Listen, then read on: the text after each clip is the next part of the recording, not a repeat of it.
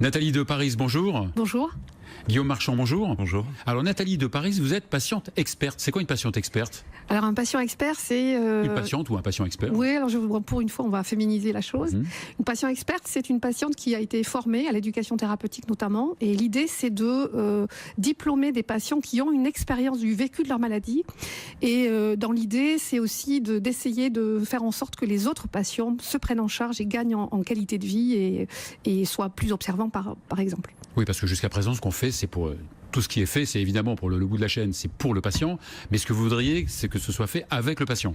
Oui, l'idée, c'est d'inclure les patients, effectivement, dans leur parcours de soins, de les rendre autonomes, de ne pas, effectivement, être effrayés par le professionnel de santé qui lui injonque des choses à faire.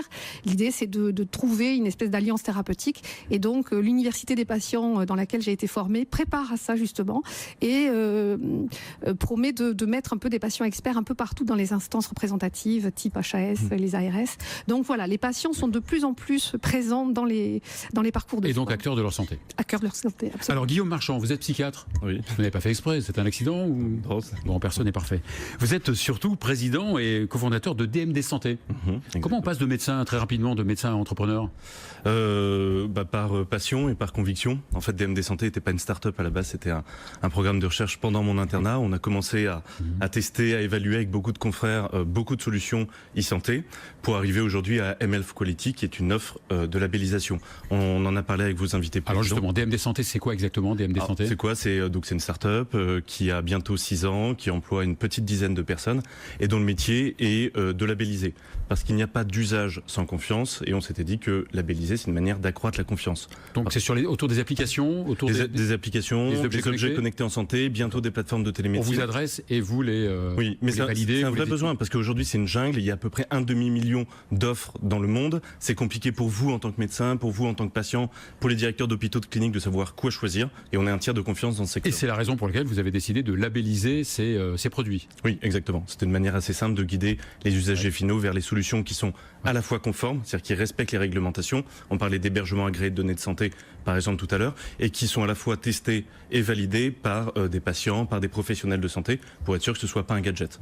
Vous validez, vous, des oui, produits, absolument, des applications notamment chez Sanofi, où j'ai inclus un board Patient Included. Ça tombe bien, justement, oui. Oui. Et donc, justement, on nous soumet des projets. On a des réunions avec plusieurs patients, de plusieurs associations.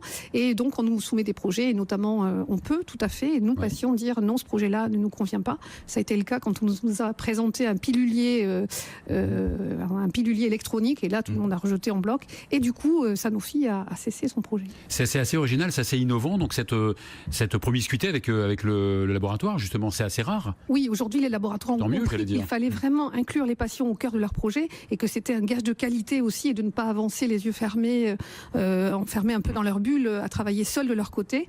Et donc, inclure les patients dans ces projets-là, ça rend les choses beaucoup plus faciles et beaucoup plus efficaces. Guillaume Marchand, on a besoin de labelliser tous ces dispositifs? Oui, comme je vous le disais, c'est une jungle et c'est très compliqué du coup de trouver des outils pertinents. Pour rebondir, Sanofi travaille avec nous depuis 6 ans. C'est vrai dans la transparence aussi, puisqu'il y a des offres qu'ils proposent que nous n'avons pas labellisées, et ça me semble important de le dire. Et dans ce mouvement, en effet, on voit beaucoup d'industriels de la santé, Sanofi est à la pointe, mais on le retrouve aussi dans les assurances, dans les mutuelles, se rapprochent de leurs clients, de leurs usagers, pour proposer des offres plus agiles et qui correspondent aussi finalement plus au C'est le fameux virage de la e-santé.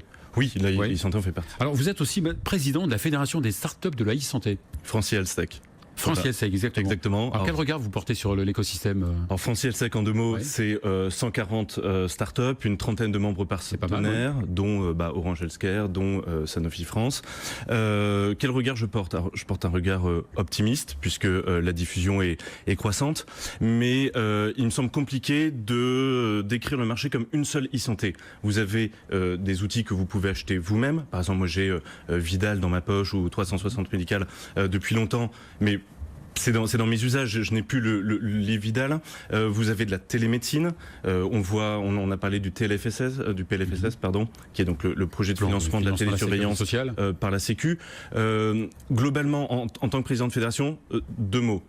des startups, ce sont des hommes et des femmes et de l'argent. Des hommes et des femmes qui sont de plus en plus des usagers. On a de plus en plus de fondateurs qui sont médecins, pharmaciens, infirmières et des patients. Donc ce ne sont pas que des industriels qui plutôt veulent... jeunes ou tout... Franchement, il y a tous les âges, mais ce ne sont pas forcément des gens qui veulent automatiser la santé. Ce sont des gens qui ne sont pas contents de la manière dont ils travaillent aujourd'hui, pas contents de l'offre disponible. Et puis, pour réaliser, concrétiser leurs ambitions, il leur faut de l'argent. Ce qui est très bien, c'est que les grands industriels comme Sanofi ou comme d'autres commencent à se rapprocher Donc de nous. Vous permettez à ces startups peut-être d'être financées. Vous êtes en contact aussi avec des... C'est ce qu'on va monter avec le 39 bis de Sanofi. C'était un cycle thématique d'innovation qui va permettre à leurs équipes de rencontrer l'innovation et probablement de faire émerger Mais vous n'êtes pas un incubateur. Ah non, on n'est pas un incubateur. Nathalie de Paris, vous êtes en occupation d'expert, donc vous enseignez très rapidement.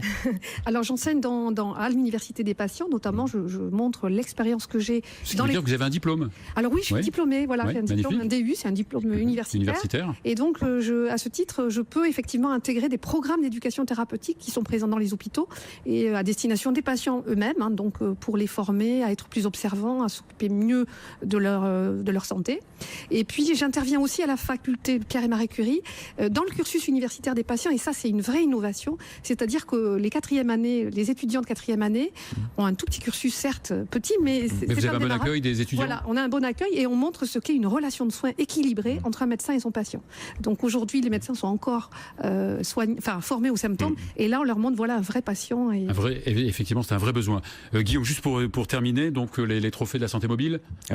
Merci. 5e édition le 9 février. Les inscriptions toujours autant de monde avec le ministre. On attend 800 personnes. On a le haut patronage d'Agnès Buzyn et ça se passe au tout nouvel IUT Paris Diderot qui s'est inauguré lundi dernier. Vous attendez quoi tous les deux très rapidement du 39 bis? Nathalie? Alors nous, d'intégrer de plus en plus les patients dans tous les projets, et notamment en e-santé, c'est vraiment très très important qu'on soit... Toujours plus de patients, toujours plus proche de l'industrie. Voilà, je crois que l'industrie a bien compris les enjeux aujourd'hui d'inclure les patients. Guillaume, très vite, vous avez 15 secondes. Un partenariat synergique entre le monde de l'innovation et les grandes entreprises. Ce sont ces laboratoires qui vous appellent ou c'est plutôt vous? On s'appelle mutuellement. Les deux. Par contre, on codéfinit ensemble les thèmes de nos rencontres. Très bien, merci Guillaume Marchand, merci Nathalie de Paris.